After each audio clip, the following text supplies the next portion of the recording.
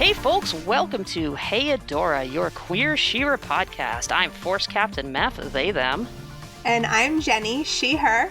And we're here to discuss Season 1, Episode 2, The Sword Part 2, or Sweet Baby Catra, don't you know she still loves you? Aww. The Sword Part 2 was written by Noelle Stevenson, aka Your Queer God Now. Storyboard by Polly Guo, Mickey Quinn, Diane Ho, Joseph Scott, and Stephanie Stein. Directed by Jen Bennett. Guys, we're here! We are. We made it. This episode, we are starting for the first time with some opening credits. Opening credits? It really tells the whole story very succinctly, and it's very beautiful visual storytelling. That we can get into. Or you could talk about the music first, because I know you're itching to talk about that music. I am itching to talk about the music. So I love the theme song. And just to give a little bit of a background, the theme song is called Warriors. And it is by Aaliyah Rose and was written by Carrie Kimmel. It's kind of a cross between an 80s power ballad and a 90s magical girl anime theme song. So here's my thesis statement for the theme song. So when you listen to the theme song, you're already hearing it's like this epic song about like heroes turning darkness into light and, you know, taking the sword by your hand and fighting fighting with fire and sword and flame. Like, it's epic as shit. But it actually draws from and is actually it's a comment. It's a conversation with a previous song that you may have heard before. And the song is called Holding Out for a Hero. And Holding Out for a Hero is, it's from the soundtrack of Footloose. It's one of those really classic power ballads by Bonnie Tyler and written by the god of operatic metal rock explosion ridiculousness, Jim Steinman.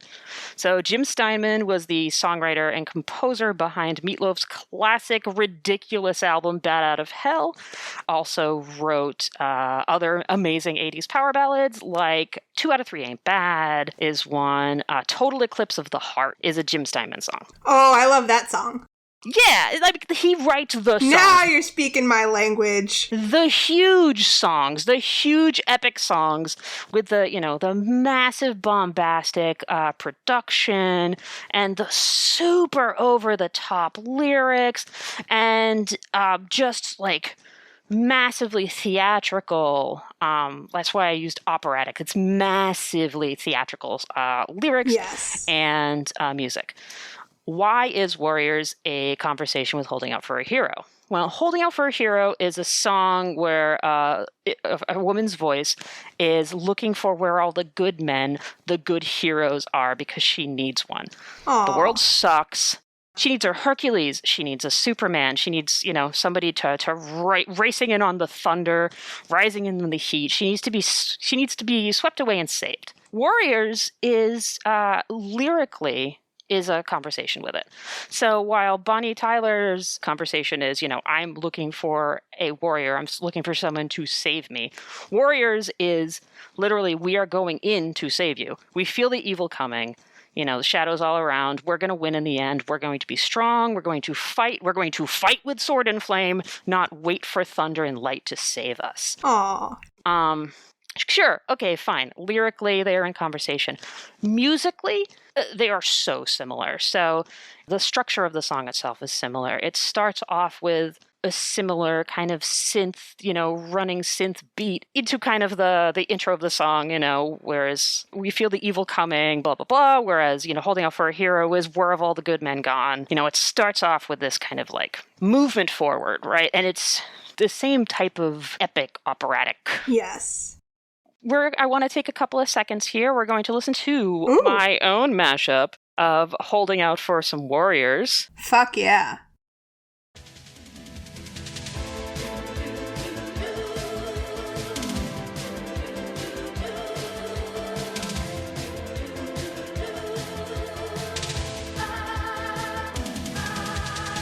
We're on the edge of greatness, turning darkness to light. We're right beside you, ready to fight. We're gonna win in the end.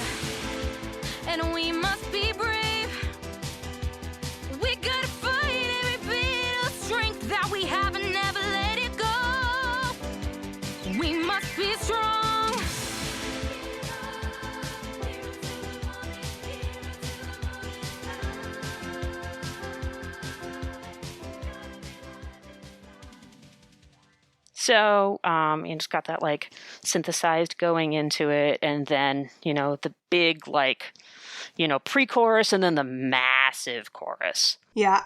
It's also the same key. They're both in A minor. Oh, fancy. Yeah, well, I looked it up. So can I talk for a quick second about the visual storytelling in the opening credits? I want you to talk as much as you want about that, because I like listening to you talk. Well, I don't want to dwell too long on the first 20 seconds of the episode.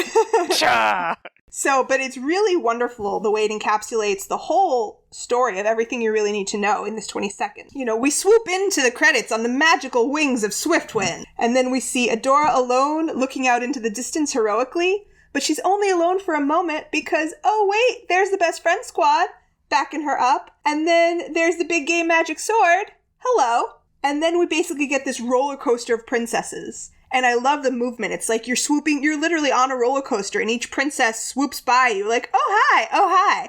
And they're all, on their own elemental path. Perfuma, it's pushed up on a bed of flowers. And of course, Mermista's on a giant wave. And Frosta's, on an iceberg. And it's just like swoop, swoop, swoop. And then after that, there's the Horde Cadet Gang. Fuck yeah. Fuck yeah. We love the Horde Cadet Gang. It's not their fault they were born into the Horde. Oh, they're so sweet. And then we pan up on Catra, and her claws pop out, and she gives you that smirk. That smirk that is not gay as in happy, but queer as in fuck you. Oh, sweet baby Catra. And then she's framed by Shadow Weaver and Hordak over her shoulders, who are both shown much larger than she is, while Catra herself is much larger than the rest of the Horde kids. So that shows a clear pecking order on the Horde side, while I noticed that everyone on the Rebel side is the same size, and they're all shown basically as equals. Because the Rebellion doesn't have a pecking order, they rely heavily on community and mutual trust. And then the climax of the credits is Catra and Adora clashing in the middle. And again, Catra with that little side smirk. Holy shit. And then, the very end is a big group shot of all the good guys looking enthusiastic together. Yeah, and She-Ra is standing in the power stance with the sword raised up, rallying everybody to fight for the rebellion. I think that's one thing that I want to speak to really quickly. That's you see this throughout the show. While they are still kind of having to be framed with the names like Perfuma and Glimmer and all of these like Mermista, the mermaid, and all of these like traditional quote unquote understandings of feminine or girly. They still, and many of them still embody what those understandings of feminine and girly are. They are powerful, and they're powerful in particular ways that both, do not downplay what the feminine is, but they are also strong. Like, they are physically strong. They are, fuck yeah. They are resolute. They're not dependent on one type of power. There's not feminine wiles. It's, they get, that's true. They get dirty. They bleed. They that's scratch. True. That's true. But they also cry. Yeah. Which is so cool. It's so cool. It's not girl power. It's power. Yeah. And it's power wielded by girls. Yep. And that's fucking sick. Yeah. Power wielded by a bunch of gays, too. I mean, like... Yeah. Okay, so so we go back, we leave to where we left She-Ra, but as soon as that initial moment of becoming passes, she has the most relatable, hilariously human reaction. Oh my god. She just looks down at herself, takes in what has happened, that she's now suddenly an 8-foot-tall goddess warrior, and she just screams and falls down. Yeah, she has no fucking idea what she's doing. Because she has no fucking idea what just happened. It's not even about what she's doing. It's like, what the fuck just happened to me? Yeah, I love that's what they chose to do with the big damn hero moment. Instead of going like, oh shit, well, looks like I'm a hero now. It's so humanizing. It's very humanizing. What the fuck? Because it shows that just because something epic just happened to you doesn't automatically mean that you know what to do with it. Yes. She falls down. She-Ra goes away. She's Adora again. Glimmer immediately takes that distraction moment to jump in and try to grab the sword again. and they're stupid fighting again. Oh my god, I love their stupid fighting. And Adora's just completely freaked out. Yeah, they're back to stupid fighting. And Adora's like, what did you do to me? That's her first question. What did you do to me? Yep. So she's freaked out. She's blaming her magical gay puberty on the nearest person. That's what I put in my notes. Magical gay puberty? I love that. Yes. Yeah, I just put does not want to be a princess. Right. I didn't know being a princess was contagious. That's my first entry into we all know that we all know that we know. I didn't think being a princess was contagious. That's so funny because my first nom is like the very next line. When she says, all I did was touch the sword and whoosh, I'm in a tiara! The way she screeches the word tiara, like it is a fate worse than death. Like it is the worst thing she can imagine, to be in a tiara. Against her will. Yeah, you know what? Let's put those two together and have that be our first nomination for We All Know That We All Know That We Know. Gayest moment. Number 1. I have a feeling that all the gayest moment noms in this episode are just going to be each one so much gayer than the last. The gay is going to escalate to the point where... Dramatically. Yeah. Where your phone might explode while you're listening to this episode. Hey, Adora will not be responsible for exploding phones. However, if your phone starts to drip gay, that is my fault. I'm sorry. Yeah. So they're a hot mess right now. They can't figure their shit out. The bug is waking up from its She-Ra thrall since she is no longer the She-Ra. But wants her to do it again. Do what she did before. She doesn't know what she did before. She's just a magical baby. So, time to run. They run, they fall into the first one's ruin. And then we get to one of my favorite tropes, which is magically knowing a dead language. Oh my gosh. I love the trope of magically knowing a dead language and not knowing that you know the language. That's a great drives trope. Me a little bit crazy. You gotta let it go, but it makes me kind of crazy when someone just magically knows a dead language because their ancestors spoke it. Even though they've never seen it or read it. That would be great. That would be great. Then we would both speak Hebrew. Yeah, it'd be exactly. So easy. And possibly Aramaic. Yeah, I guess depends if there's a statute of limitations on how far back you can go. Exactly. Interesting. So what is the word, Meph, that she reads? The word that she reads is Eternia. Yes. Can I tell you a fun fact about Eternia? Yes, I wonder if it's the same fun fact that I have. Oh, I bet it is the same fun fact. It probably according to the S-Pop Wiki, and according to the original show also, Eternia is the first one's home planet. And there's this great little nugget that, again, from the S-Pop Wiki, they said if you pay close attention in episode 411, Beast Island, there is a backmast, aka backwards audio message coming from the heart of Beast Island, if you pay close attention to that episode. And if you played in reverse, which is like really in forward since it's a backwards message, it says, planet-wide evacuation required. All units return to Eternia. Whoa! Cool. Maybe that's not what you were going to say. It's not what I was going to say. So, as an old person, I watched the original show as well as He-Man. This is probably the only other time in which I'm going to refer to the original She-Ra. Eternia is not only where the first ones are from, but where He-Man is from. So in the original series, He-Man and She-Ra are Adam and Adora, and they're twins. And that's what Eternia is. Yes. So Adora says Eternia, doors open, in they go. And now they are inside the first one's ruin. And it's all bicolors again. Are we sure these aren't Glimmer's ancestors? Ooh. I mean, I know they're not, but... No, but that does bring up a really interesting point of, and we're going to get to that once we are introduced to Queen Angela, who is an immortal angel being. But, where did she come from? Well, we never really find that out, do we? No, we don't. We can wildly speculate. Yes, we can. That's always fun. So as soon as they're in the door, though, Glimmer is super suspicious that Adora just happened to read a word in a dead language that nobody's spoken for 1,000 years, and the door just happened to open into a cool, mysterious clubhouse of ancient ruins. It's almost like Glimmer's never heard of this trope.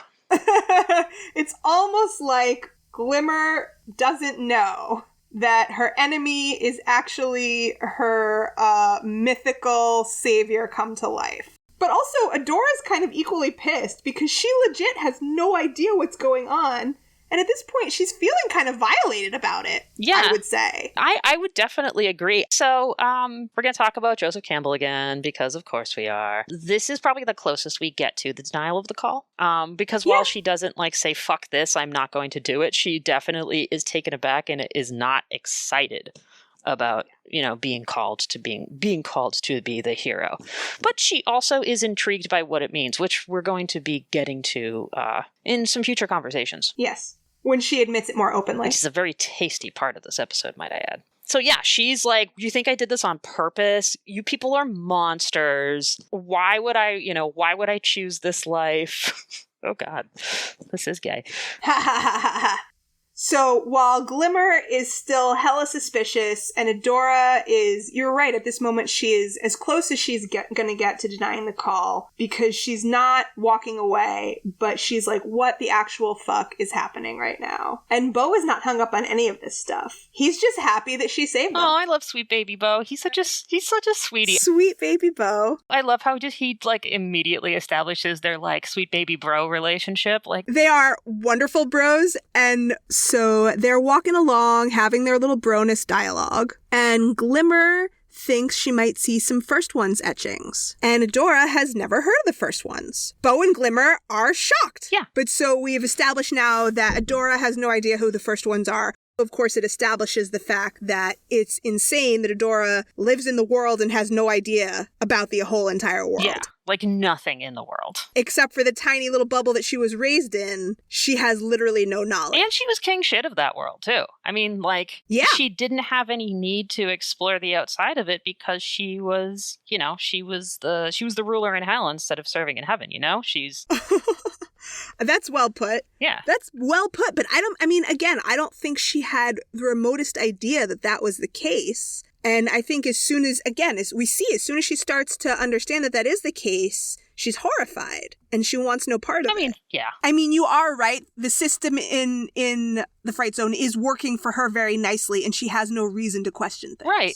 And we'll put a pin on this because having a conversation about Adora's understanding of justice and fairness does come into play later. Yes. And also, it's pretty central to the entire series. If we start talking about that in depth right now, we're never getting anywhere. Yes. But so it's important that she's just now realizing how heavily curated, shall we say, yes, her experience of the world has been by Shadow Weaver and Hordak. Yep. So now Glimmer is frustrated. She wants to turn on the lights. Bo doesn't think that's a great idea. He wants her to save her magical strength because it'll be a while before she can recharge her powers. And this is a great moment for Adora.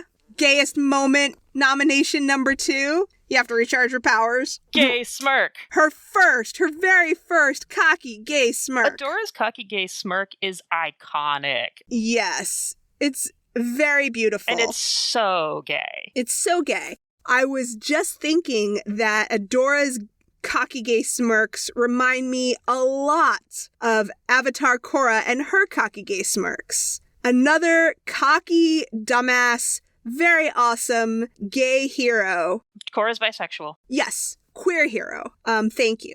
Another queer hero from a very similar themed show. Yeah. We have called She-Ra Avatar She-Ra several times already. Mm-hmm. And you actually do see a parallel between the last 2 minutes of Korra and the last 2 minutes of She-Ra. There's actually a shot by shot that you can actually look at. Ooh, well, that will be interesting when we get there.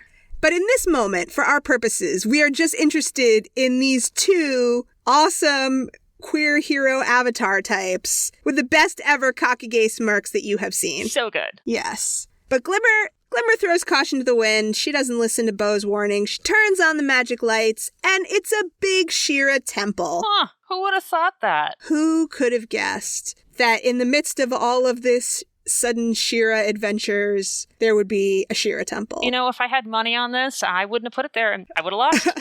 And so they see, Glimmer notices, there is a giant etching on the wall of a faceless She-Ra figure. A faceless figure, you say? And this is definitely not a portrait, right? It's not a portrait of a person from history. It's an archetypal faceless figure, which means it's iterations of a mythical figure from history. So this is something that we know would have been embodied by different women over the millennia, and all Etherians would recognize it as such. They would all know that there's not just one She-Ra, there's the She-Ra. Yep. And before we get too deep into like the big picture discussion of what the ramifications of that are, there's a couple of details of that etching that I would like to make note of. Absolutely. Number one is that there are planets behind her, which is interesting because there are no other planets or stars or anything in the dimension that they are in. You only see the moons. Yes, there's no stars and there's no other planets around Etheria in the dimension of Despondos where they are. And they have mentioned it. They will mention it if they haven't already mentioned it. And you also see it, you see it visually in the introduction of the show, and you see it whenever they do any sort of skyscape. Yes, you do. You only see the moons. That is very trtrue. I was going to say you only see blackness, but that's not true. Even in space, the sky is bicolors. Yep. It's never just black. Bicolored. Aww. Bisexual outer space is like everything that everybody in my house believes in. Oh, God, yes. Hallelujah. And so the second little moment to make note of before we move on is when Bo says, "Hey, look, it's you." And Adora's first reaction is like, "Bro, you crazy." But then Bo clarifies. He says, no, the other you, the scary lady with the cape. And then she looks at it again and she says, "That's me." Mm-hmm. And she says the first word like a question and the second word like a statement. Mm-hmm. Mm-hmm. And this also starts the conversation with Adora as well as with Glimmer and Bo. And then later we'll see it with Catra on who is She-Ra and who is Adora. Mm-hmm. And instantly we have Bo saying, "It's the other you." Mm-hmm. We're going to see how Glimmer sees it soon, and we still have Adora trying to figure out what that is. Yeah, she says, "That's me? Oh, that's me." But there's still, like, the conversation of who is Adora, who is She-Ra? Is it the same person? Is it two people? Well, everyone, including Adora, always refers to She-Ra as a separate person. Except for But Catra. this is the first moment. Ooh, interesting. Because Catra, we'll get to that. Put a pin in that, but that is juicy. Mm-hmm. I can't believe I did not pick up on that. Yep. We have to talk about archetypes because we did talk about Joseph Campbell last week. We did. And we touched on archetypes when we were discussing the collective unconscious very briefly. Mm-hmm. And we talked about how Joseph Campbell might have said that some things were universal, but we weren't comfortable with that, and so we were going to say archetypal instead. Nobody's saying that things that are archetypal are always 100% in every culture and every time period. But let's take a second, because these She-Ra images are so archetypal in that they are faceless, which obviously means, more than one person can inhabit that image. It's an iconic image. It's a mythical image. Let's get into that a little bit more. Jenny, I am so excited that you are going to define our terms. Thank you. So, archetypal first comes from Greek, as many English words do, from two separate words, arche, which means primitive, and tupos, which means a model. So a primitive model. And then later that transformed into archetupon, something molded first as a model. And then eventually in the mid-16th century, that became the Latin word archetype. So you can wrap your mind around that a little bit as like a word cloud. Mm-hmm. And there's certainly, more than one functional definition. You could just use the word archetype as a sub-in for prototype or a perfect example. Mm-hmm. And you can just say it to mean a recurrent symbol or motif in art, literature, or mythology. Right. But because we are talking about the collective unconscious and how that functions in myth and storytelling, we are interested in the psychological definition, which was coined by Carl Jung because he is also the one who coined the collective unconscious. So let's talk for a second about Jung. Carl Jung, psychiatrist and psychoanalyst in history, even though we're talking about our second dead white guy now. Bear with us. We will talk about many other important, awesome thinkers who are not white guys. I promise. They might even still be alive. They might even. How about that? No. So Carl Jung was a psychiatrist and a psychoanalyst. He lived in Switzerland from 1875 to 1961. He was the founder of analytical psychology and also the big brain behind archetypes, collective unconscious, anima, animus, shadow material, and extroversion, introversion. So these are a lot of, pretty big key ideas in modern psychology that we all enjoy. So Jung's original definition of archetypes are forms or images of a collective nature, which occur practically all over the world as constituents of myth and at the same time as autochthonous individual products of unconscious origin. Autochthonous is such a good word. I'm going to tell everybody what that means too in a second. And that's from Psychology and Religion, his book from 1937. Which is a banger, by the way. Oh, it's a banger. It's just if you need some light bedtime reading. Yeah. So now let's define autochthonous, because even I, when I first read that, I was like, wait, what is that word? That word is exactly what it should mean for what it's saying. It means ideas that arise independently in the individual's own train of thought, yet seem instead to have some alien or external agency as their source. So let's break it down again. What we're talking about when we talk about archetypes are pervasive ideas, images, or symbols that arise in our own individual unconscious minds. And when we talk about the collective unconscious, that's when we're talking about these images also occur independently across many different cultures around the world long before they'd ever had contact with each other. These symbols are hardwired into our brains. So that's, these ideas are powerful. And the fact that the Shira etching on the wall is faceless caught me right away as a key indicator to the fact that this is an archetypal figure in their world. It's not one specific person, and it never was. It's iterations of their archetype, of their hero. It's something that everyone in Etheria can recognize and trust because it is part of their collective unconscious. Yep, everybody in Etheria understands that there's a scary lady in the cape. Yes, but they also understand her, as their savior. And as Angela says later, and as we can imagine, many Etherians also probably share this belief, they never really expected her to exist. But they all know the myth. Right. In the same way, I admit, if Moshiach appeared tomorrow, I would be pretty fucking skeptical. Moshiach, for those of you who don't know, is the original Messiah who has not come yet. Yep. Jesus, was the Moshiach that some people thought, oh, he came, we're done waiting. And the other people were like, no, that's not him, we're still waiting. The people who are still waiting are the Jews. Yep. The people who are like, oh, that's him, we're done waiting, are the Christians. Yep. So we're all one big family. And that's how Christians were made. That's how Christians were made. I was going to bring up the Messiah stuff, but also, Noel did grow up as a hardcore, I believe, evangelical Christian, so. Yes, that is correct. And then after we have seen and gazed upon the magnificence of the Shira etching, Adora reads the word written on it, which is Shira. Yeah, who would have thought? Who would have thought? And some kind of ancient hologram appears. Who is this ancient hologram? We don't know yet. I love Art Deco bisexual holograms. Oh, don't we all? Yeah, they're my favorite ones. Well, it hasn't been named yet. We could just call her Light Hope 1.0, maybe. We know it's Light Hope, but, she hasn't named herself yet. And this is a very beta version of Light Hope because she's not really working. Yeah. Right? She's not responding to anything. No, she's, when you lose, if you're, in a movie theater and they shut off the lights and you still have the track lighting, or, she's emergency lighting of this temple. I'll accept that. She's like, nope, all the power's off, but the emergency lighting is still on. You're fucked when the emergency lighting goes off. Oh, yeah. That's fair. Yeah, she's still looking for the administrator. Yep. And Glimmer accidentally puts her arm through it. Good job, Glimmer. Which is bad. Everything goes red. Lockdown initiated. Yep. And all of this old stuff, as it's trying to go into lockdown, is just falling apart. Yep. Things are not looking good. And Adora mentions, hey, listen, there's a picture of the scary lady in the cape who is apparently me. Maybe I can do something, because it's the Scary Lady in the Cape show, starring the Scary Lady in the Cape, because it's fucking everywhere in the damn temple.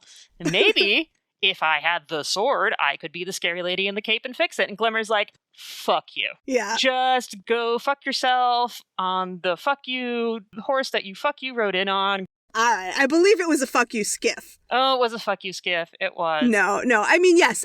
Glimmer is still really hung up on the fact that this is a Horde soldier. Yep. Even though there is self-interest now involved. Yes, but she just doesn't, whether or not it's smart, she just does not trust Adora. Not because of Adora, she only sees the face of the Horde. For better or worse, Glimmer's not ready to give it up. Nope.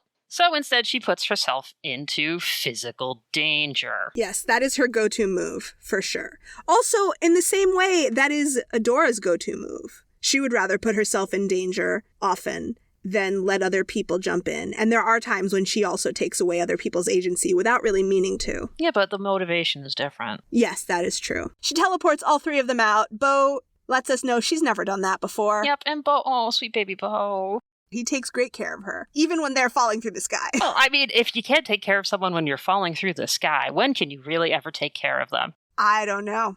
And also, if you have a net arrow in your arrow bag over your shoulder, if you don't use it now, when else are you going to use it? When else are you going to net? And this is a really sick action shot also. They're falling out of the sky, and, it seems like a pretty hard scenario to imagine how you're going to get out of this one. None of you fly. Shoots the arrow net, boom, they land, boom, everything goes to black. And it's very jarring, especially even the way they chose to show it from you're looking from underneath. And it's like, I could really feel that impact. Mm-hmm. I enjoyed that. A lot of the times that I recently, especially, have been rewatching these episodes, I am appreciating more and more the influence of, the comics and the graphic novels. You can really see, the panels at play, even though they're moving. All these shots, from different angles, they're really taking advantage of the medium. You can be anywhere in terms of your point of view. Yep. I think it's pretty sick, too. So there's actually, I think maybe there's one last point in this scene before the scene is over, is that they want to know, why the fuck is Adora still here? She's clearly not a prisoner anymore.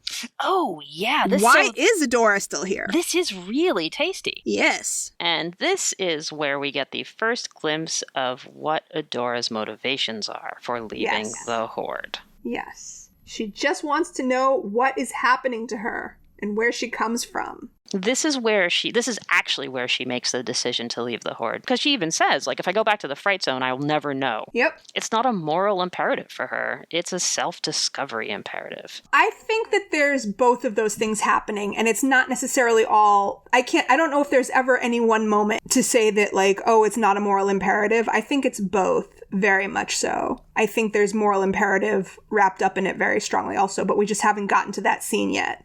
But she explicitly said, so I wrote down the quote, and I was like, I just want to figure out what's happening to me, and if I go back to the Fright Zone, I'll never know. But she says, I can't go back there. And I agree that, this is one of the key moments. I think that her decision, it comes to her in chunks over the course of this episode. And this is one of the important chunks. Right. But this is not the end-all, be-all. I think there's another really important moment in the siege on Thamor that's coming. I think you'll agree when we get there. I think that solidifies it. I think she's made up her mind, and then she really makes up her mind, Sure. There's a difference between I can't go back and I am not going back. That's true. That is true. And I think you're right. That is the difference between the 2 points of her decisions to not go back home. Because it's home. Yeah, of course. Yes. Well, we smash cut into Shadow Weaver's spooky scrying bowl. Spooky scrying bowl. We see that she's been tracking Adora with her evil magic. But even though she is tracking Adora with her shadow spies in her spooky scrying bowl, she's still grilling Catra. Yeah, she's still fucking with Catra. Sweet baby Catra. And Catra's fucked up over this. She's like, I don't know where Adora is. Of course, she's not showing her hand, but... Right. You think I keep her on a leash? I mean... That's a nice image for all of us. Yeah, I don't think... not yet.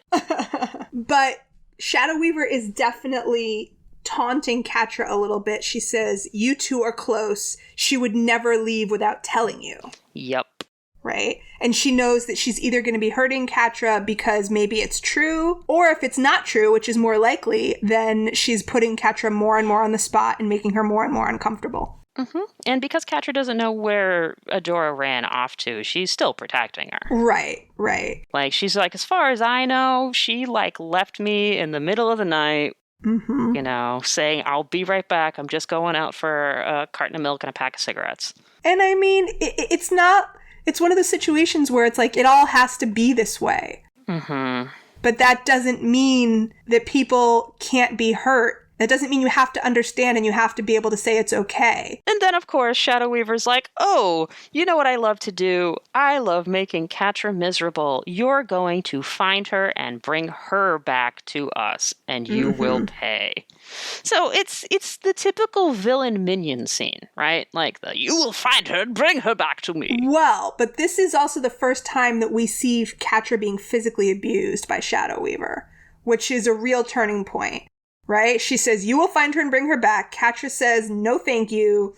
And she's pulling her usual attitude. She's walking away. And then she is frozen in this horrifying field of red eclectricity.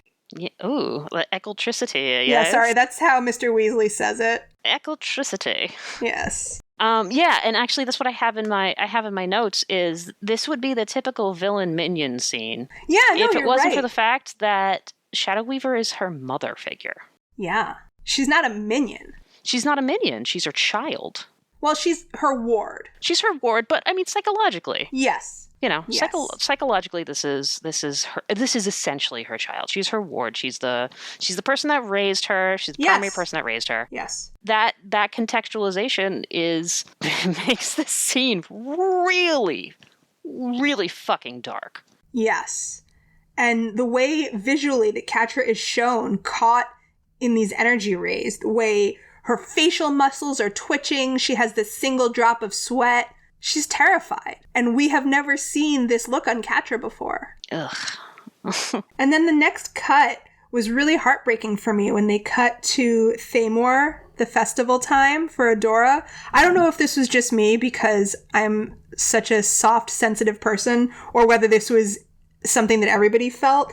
When you were leaving Catra being tortured by Shadow Weaver, and now we're going over to Adora, who is going into this magical little town, and she's attending her first party, and the world is opening up with wonder for her, while her best friend is left behind in torture. It's just so sad. It's so sad. And then it's compounded on the fact that Adora doesn't know what a party is. Right. Not only does she's never been to a party, she has no idea what the concept of a party is. Yep. Oh, right. Parties. I don't know what that is. And I actually wanted to bring up the Spartan concept of agage. Or agage. I believe it is agage. If you speak ancient Greek, first of all, call me. And then second of all, correct me. And third of all, please correct me on how my interpretation of this.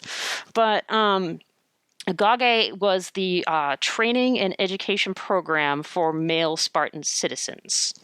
And it was how they cultivated loyalty in the Spartan military. It's the idea of something being Spartan comes from. The aim of the system was to create perfect warriors. And you do that through conformity. It's very similar to what the Horde does. You do it, strict discipline. Right, sure. You're encouraged to fight amongst each other in order to determine the strongest member of the group. Ooh, yeah, I guess so. It's what Shadow Weaver does to Catra and Adora. It's separating the strong from the weak. And it also, it's the state encouraging the mission to be more important than personal interest. And that is done in, the similar way that how they live. They live in communal groups. There's communal mess halls. They are only given one item of clothing. They are only fed the bare minimum in order to keep them alive, right, but not to derive pleasure from food, like ration bars. Yes. Nothing was for pleasure. Nothing was for pleasure. And that's, yeah, of course. That's the point here, is that, absolutely. Adora was raised in an environment where nothing is for pleasure. And absolutely. Very much like the way that the Spartans were raised. Absolutely. That is very good comparison, no question. It is so sad because she doesn't know what a party is, and she doesn't know what cake is, she doesn't know what storytelling is. I think Bo has cottoned on to this pretty quickly, how sad her life is. Yep. I mean, he definitely says that. Yeah. So that's why he has to stop everything and make sure that she experiences this party. Yep. One of my favorite parts coming up is the fact that we learn that Adora is a lesbian horse girl. Oh my god. She's a horse girl. Yes, I love Adora being a horse girl. I was a horse girl too. Yeah, you were. And I have the ribbons to prove it. Gayest moment nom number 3 is the horse moment. What is that. It's majestic. The horse throws his head back and, magical bubbles appear behind it. Oh, yeah. And she says, "This is the best day of my life." Because she gets to hit a piñata with a stick, eat cake, and meet a horse. Yes. Aww, that does sound like fun. What more could a baby lesbian horse girl ask for? I can't think of anything else.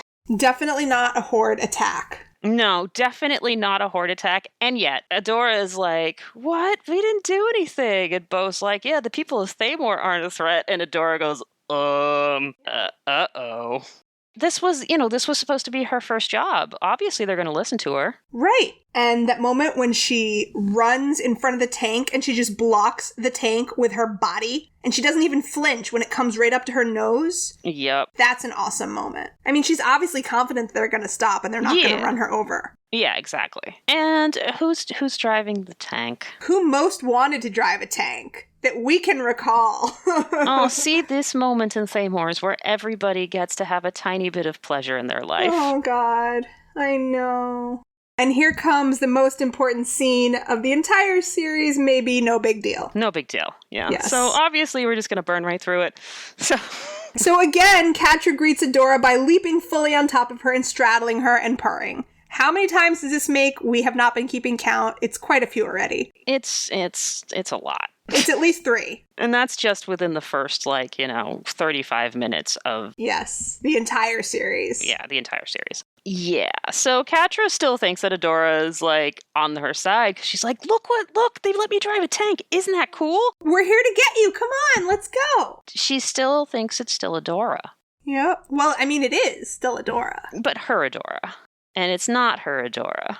Adora also thinks that she knows Catra, that Catra's going to listen to her, right? As long as she says words that make sense, she thinks Catra will listen to her. Right. Hey, we have to stop this. This is a civilian town. Help me stop this. These are innocent people. And she's like, what? Why? Yeah.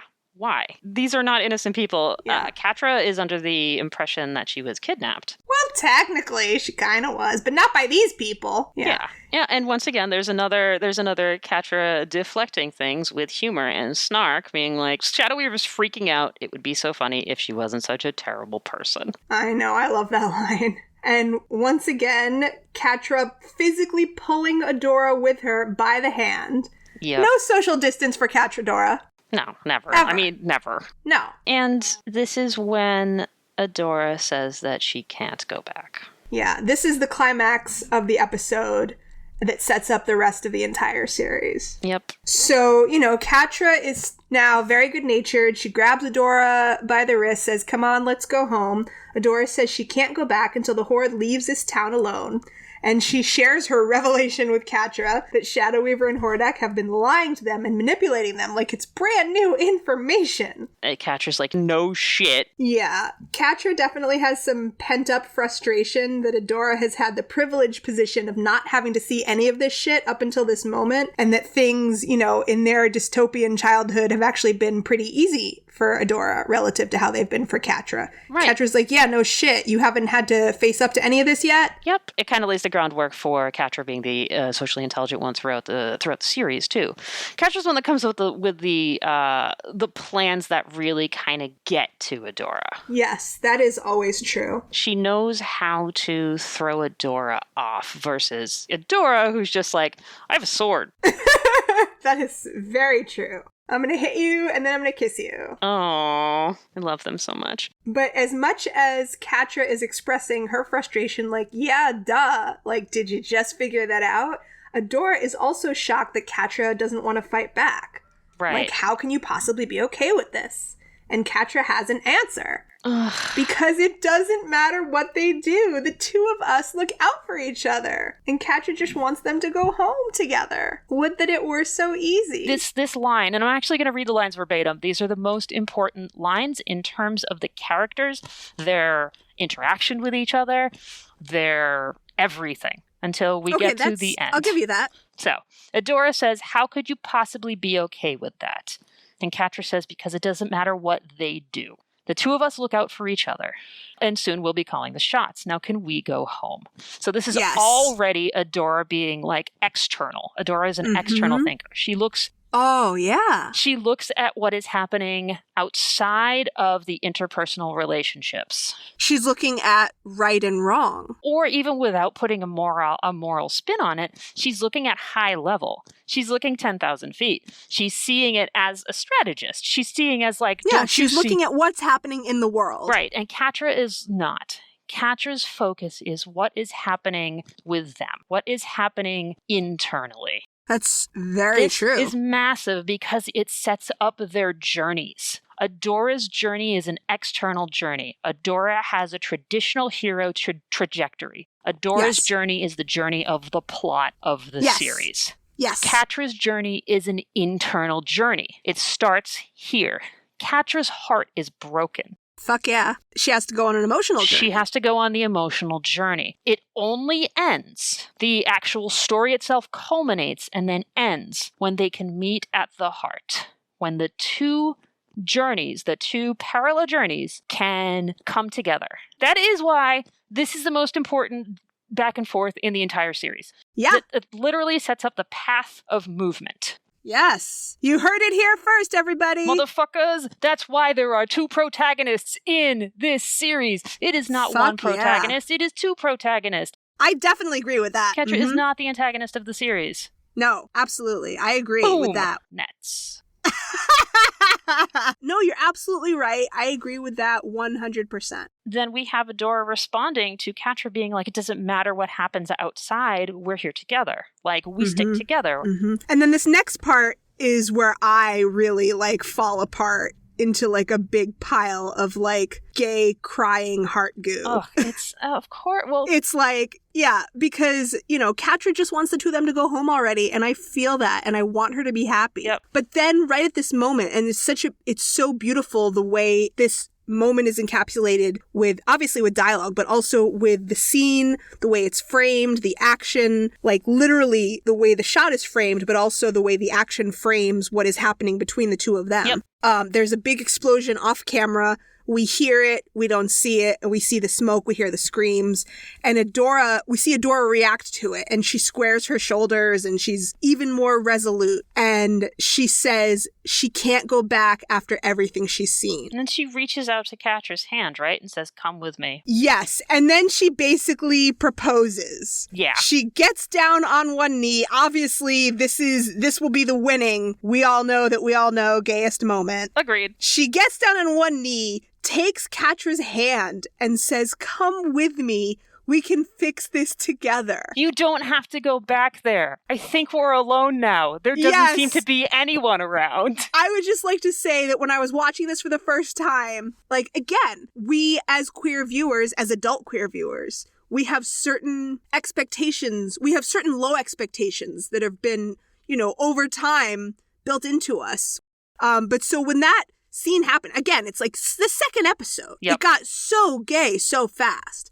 And I happened to be watching with a very good friend of mine who had moved to San Diego after being my roommate in Brooklyn for 5 years, and I was visiting them. And it was pouring rain the whole first day I was there. And of course, everything we planned to do was outdoor stuff. So we said to each other, hey, didn't the new She-Ra reboot just drop? Why don't we just watch that? And we spent the whole day binging it. So this was only the second episode. I stood up off the couch for absolutely no reason when I saw this happening, and I grabbed my friend's leg for again, like, it's just this instinctual response, like, holy what is happening? How is this happening?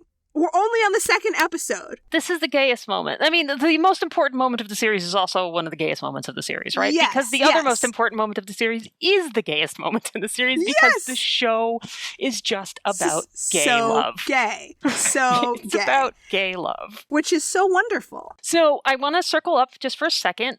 So Adora, you know, she gets down on her knee. She says, baby, you don't have to go back there. Come run away with me. We can fix this. This is Adora's focus on the external. I'm not going home. I've seen too many things. You should come with me so we can fix this. We're not going to go back into the past. Catra says, are you kidding me? You've known these people for a couple of hours, meaning Catra will continue to hold on to memory. You're just going to throw everything away for them. Catra is not saying you're not going to be Force Captain. She doesn't give a fuck about that. Right? She's like, you're just going to ditch me for these dorks. But Adora doesn't want to ditch her. But this is also, once again, Adora looking at the big picture, Adora having external motivations, being the external thinker, Catra being the internal one, Catra having internal motivations, Catra saying, you've known these people for a couple of hours, you've known me your entire life, you're my fucking girlfriend, and you're leaving me for these dorks. Right. You're going to throw everything away for them. Exactly. She says, I don't know, but I have to do something. And she apologizes to Catra. Yeah. And of course she wants Catra to come with her. She doesn't want Catra to go back to that shitty place either. She says, you don't have to go back there. But Catra doesn't know anything else. And also Catra doesn't see that motivation to go. Like, she's like, what are you talking about? We've promised each other that we're going to do this thing. Why can't we just stick to the promise? You know, why can't we stay on the course? Right, of course. You know? Even though the comfortable thing is toxic, when it's all you know, and especially, again, after coming from a life of abuse and trauma, there is generally very little faith that if you let go of that, there could be anything better. It's like the devil you know. Right. And it's also Catra's we can fix this. Catra's we can fix this is we can fix this together back at home. Adora's we can fix this is we can fix this outside of where we were. Like, right. We can fix this for the whole world. External and internal. Yes, yes. So that means, unfortunately, at this moment, if Adora's walking away, she's going to get zapped. Yep. Oh man, why do you zap your girlfriend? Not a good choice. Not a good look, Catra. And then we go to Bo and Glimmer. And Bo and Glimmer they're kind of fucked. Yeah. Yeah, and Glimmer is, Bo's almost out of arrows, Glimmer's almost out of magic. Yep. And Bo's like trying to give her the psych up, and Glimmer's like, no, I definitely shouldn't be throwing myself into every fight. Maybe I fucked up. Right. And Bo's like, no, you're the shit, you can do this. And Glimmer's like, no, you know what? I was super wrong. We need Adora. Mm-hmm. Which Bo was not expecting her to say. Bo was not expecting her to say. And Glimmer explicitly says in this moment that they need Adora.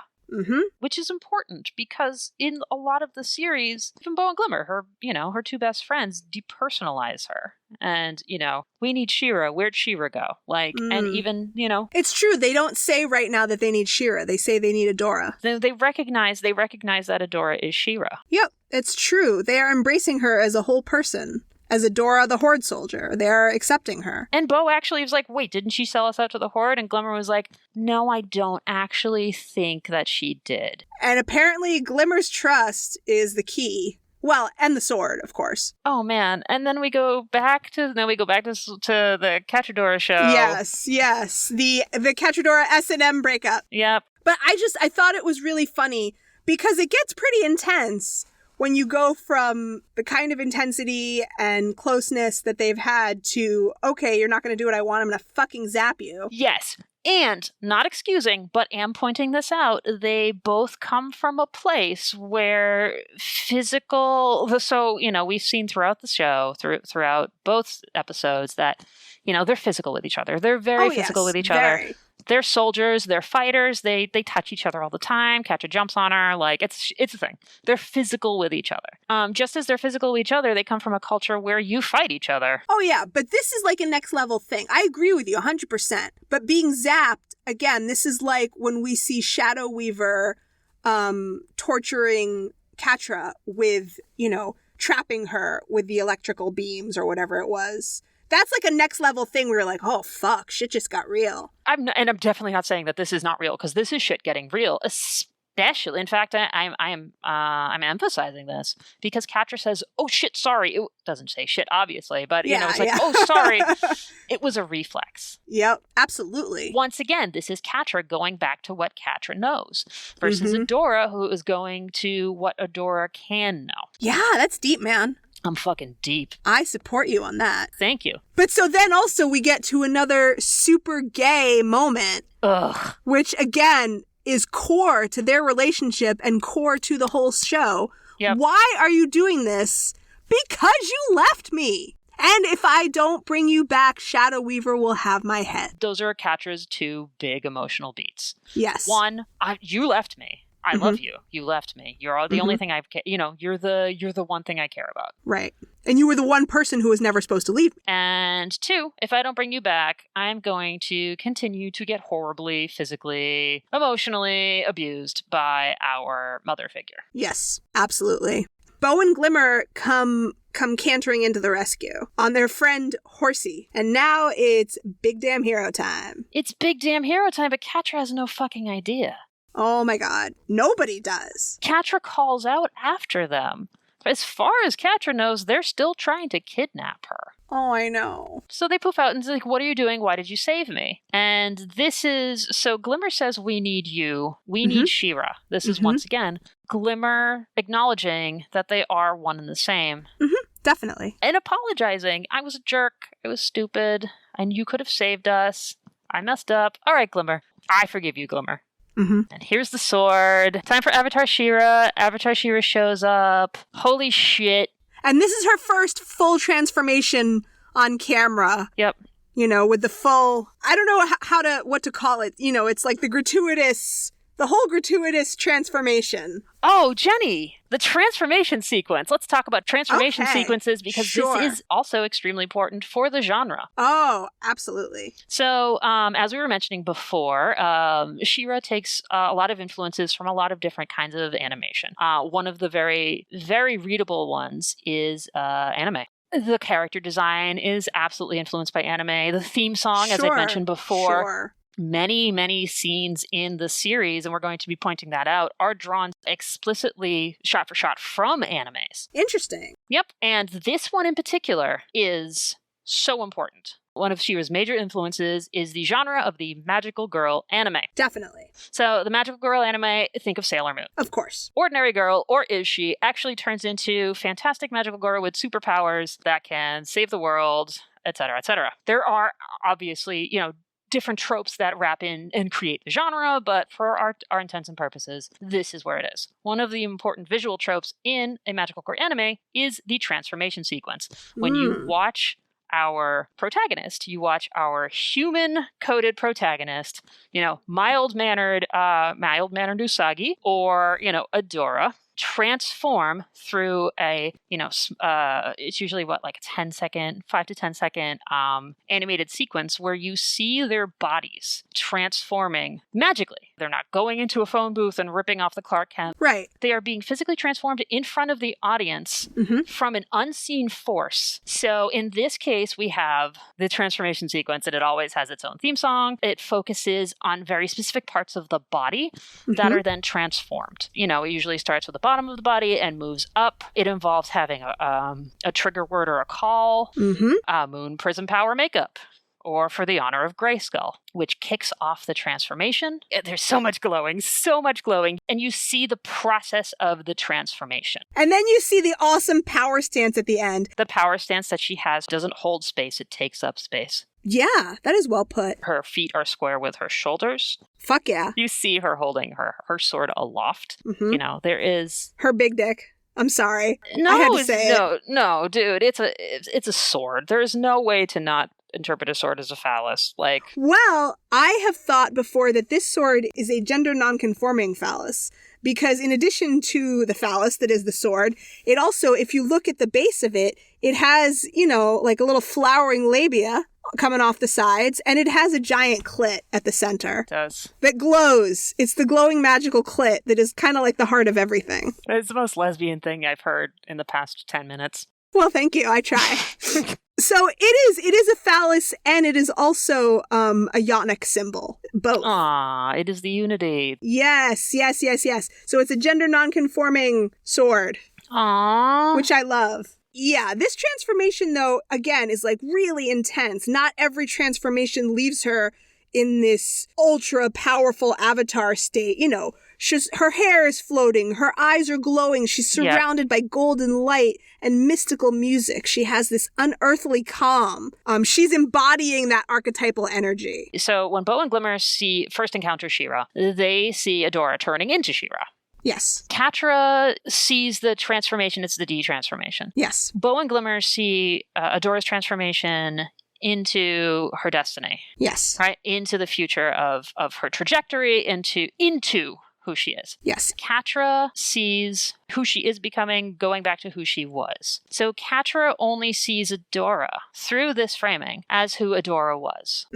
That's deep. And sweet baby Catra's betrayal and then anger. At first, it's just blank shock, and they're just staring into each other's eyes. And they're both just completely shocked. Yeah. And they can't absorb what this means for them as a them. Yep. Oh. And it's heartbreaking.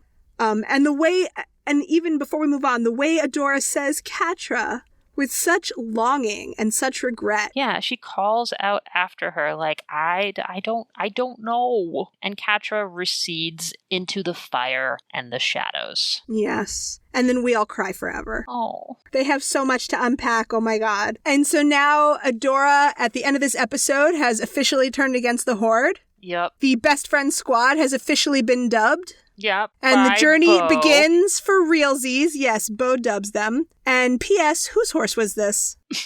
Whose horse was this? Hey, Jenny, what did we learn today? We have learned never to underestimate the power of a lesbian breakup to escalate a planetary war. Shit, that's real. Well, folks, if you like what you heard and you want to join in on more gay screaming, or perhaps comment on the power of the lesbian breakup, you can like and follow us on Apple Podcast, Google Play, Spotify, or wherever you get your podcast fix. You can also email us at heyadoracast@gmail.com or hit us up on Twitter and Instagram at heyadoracast. I've been making Spotify playlists for each episode. This week's is a double episode playlist, The Sword, featuring classic 80s songs, covers of your favorite 80s artists, and contemporary queer pop songs. It's available on Spotify right now, and you can find the link in the show notes or by visiting our site at heyadora.gay. Thanks for listening, everybody. We'll see you next time for episode 3, Raz. Fuck yeah, Raz! Fuck yeah, Raz! And remember, queer joy is radical. And queer love saves the universe.